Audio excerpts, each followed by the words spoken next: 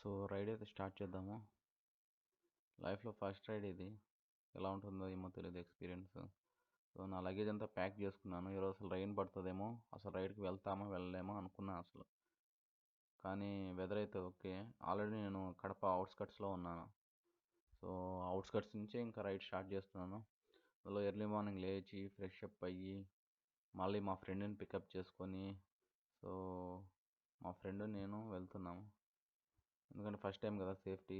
అందులో ఇంట్లో వాళ్ళు కూడా సో రైడ్ అన్నప్పుడు వాళ్ళు కూడా కొంచెం భయపడ్డారు. సో నేను మా ఫ్రెండ్ వెళ్తున్నాం అంటే సరే అని చెప్పేసి అప్పుడు సరే వెళ్ళు అని చెప్పారు. సో ఇది ఫస్ట్ రైడ్ కదా, అలాగనే ఉంటుంది. నెక్స్ట్ రైడ్ కొంచెం ఒక మంచి ఎక్స్పీరియన్స్ వస్తుంది. సో ఈరోజు అయితే మేము తమిళనాడు కోయంబత్తూర్లో స్టే చేసి అక్కడ ఒక 1 or 2 days స్టే చేసి మళ్ళీ అక్కడి నుంచి కొడైకెనాల్ మీదుగా మూనార్ వెళ్దాం అనుకుంటున్నాను. అసలు లైఫ్లో first time Tamil Nadu Kerala border అసలు వెళ్ళడము. చూద్దాం అసలు.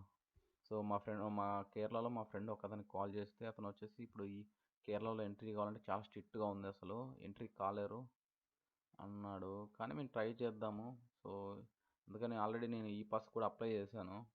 సో ఈ పాస్ కూడా ఉంది నా దగ్గర కేరళలోకి ఎంట్రీ కావడానికి.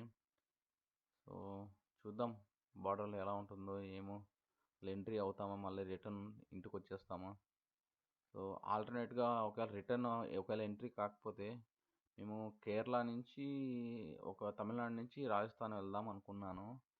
చూద్దాం, ఒకవేళ ఎంట్రీ అయితే కేరళలో మున్నార్ వెళ్ళి మున్నార్ నుంచి కొచ్చిన్ వెళ్ళి సో మళ్ళీ అక్కడి నుంచి డైరెక్ట్ ఇంకా ఇంటికే. సో చూడాలి ఏమవుతుందో ఏమో. మార్నింగ్ నుంచి అసలు ఫుడ్ కూడా తినలేదు నేను. ఎర్లీ మార్నింగ్ లేచి ఫ్రెష్ అప్ అయిపోయేసి ఇంకా నా లగేజ్ అంతా ప్యాక్ చేసుకొని మళ్ళీ మా ఫ్రెండ్ ఇంటికి వెళ్ళి అతన్ని పికప్ చేసుకొని చూడాలి ఎక్కడైనా మాకు మంచి హోటల్ వస్తే ఫుడ్ తినేసి మళ్ళీ రైడ్ స్టార్ట్ చేయాలి. సో ఇప్పుడైతే మార్నింగ్ 7-7:30 అవుతుంది. సో వెదర్ అయితే నార్మల్గానే ఉంది. సో వెదర్ ఇలా ఉంటే మనం ఎంత దూరమైనా వెళ్ళిపోవచ్చు. అందులో ఫస్ట్ టైం కాబట్టి కొంచెం ఎగ్జైటింగ్, కొంచెం చిన్న భయము.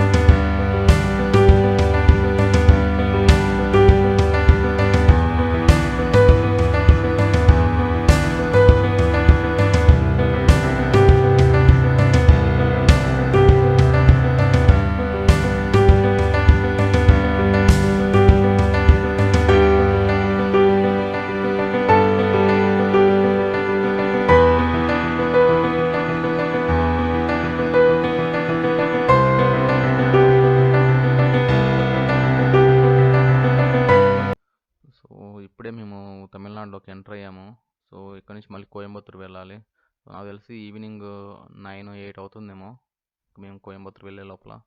సో నేచర్ అయితే చాలా ఆసమ్‌గా ఉంది గైస్. మేమైతే తమిళనాడు ఎంటర్ అయినప్పుడే రెయిన్ పడుతూ ఉంది కొంచెం లైట్‌గా. తమిళనాడులో నేను అబ్జర్వ్ చేసింది సిగ్నల్స్ అసలు చాలా అంటే చాలా ట్రాఫిక్ సిగ్నల్స్ ఉంటాయి. ఒక 500 మీటర్స్‌కి ఒక ట్రాఫిక్ సిగ్నల్. అందులో ఈ హైవేల మీద అసలు ఈ హైవే మీద ఇటు నుంచి అటు, అటు నుంచి అటు ఎక్కువ మంది ఎట్లా అంటే అటు తిరుగుతూ ఉంటారు. సో మనం ఎప్పుడైనా స్పీడ్‌గా వెళ్తున్నప్పుడు వాళ్ళు సడెన్‌గా అసలు మనకు అడ్డం వచ్చేస్తారు అక్కడ. సో ఈ విధంగా చాలా అంటే నేను నేను చూసినప్పుడు ఒక 1 ఆర్ 2 యాక్సిడెంట్స్ అయితే జరిగాయి. నేను చూసినప్పుడే. సో ఈ హైవే మీదనే. సో చాలా అంటే చాలా కేర్‌ఫుల్‌గా ఉండాలి. మనం తమిళనాడు ఎంటర్ అయిన తర్వాత ఈ హైవేల మీద.